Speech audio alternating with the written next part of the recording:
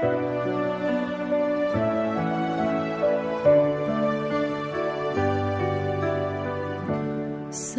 មផ្ញើចម្រៀងបទនេះផ្ញើពិសេសជូនមនុស្សម្នាក់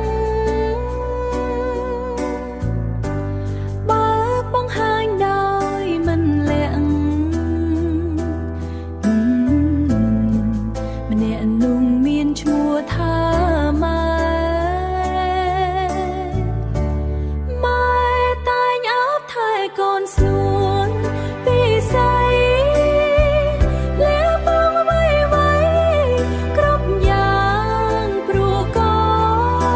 នម៉ែតែងសណ្ដោប្រណី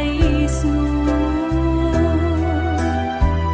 តែនាងចោទចេញរឹងតតាំងម៉ែអើយឲ្យកូនសុំទោ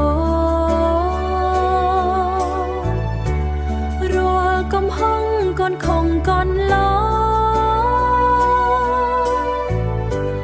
កើតរឿងនាំក្តីមួម៉